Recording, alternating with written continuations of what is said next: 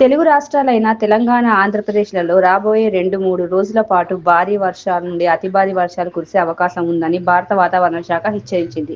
ద్రోణి ప్రభావంతో ఈ వర్షాలు కురవనున్నాయని, దీంతో పలు జిల్లాలకు ఆరెంజ్, ఎల్లో అలర్ట్ హెచ్చరికలు జారీ చేసింది. హైదరాబాద్ వాతావరణ కేంద్రం బులెటిన్ ప్రకారం ఈ రోజు తెలంగాణలో ఆదిలాబాద్, కొమరంభీం, ఆసిఫాబాద్, మంచిర్యాల, జయశంకర్ భూపాలపల్లి, ములుగు, భద్రాద్రి కొత్తగూడెం జిల్లాల్లో భారీ నుండి అతి భారీ వర్షాలు కురిసే అవకాశం ఉంది. ఈ జిల్లాలకు ఆరెంజ్ హెచ్చరికలు జారీ చేసింది.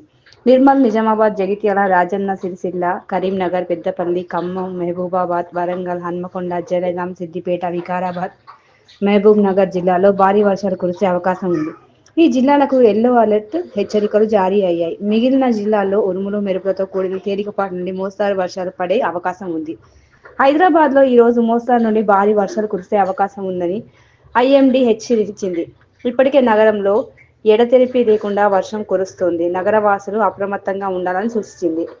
ఏపీలోని ద్రోణి ప్రభావంతో భారీ వర్షాలు కురవనున్నాయి. అల్లూరి సీతారామరాజు, కోనసీమ, తూర్పుగోదావరి, పశ్చిమ గోదావరి, ఏలూరు, కృష్ణా, ఎన్టీఆర్, గుంటూరు, బాపట్ల, పల్నాడు, ప్రకాశం జిల్లాల్లో కొన్ని చోట్ల మోస్తారు నుండి భారీ వర్షాలు కురిసే అవకాశం ఉందని ఏపీ విపత్తుల నిర్వహణ సంస్థ తెలిపింది.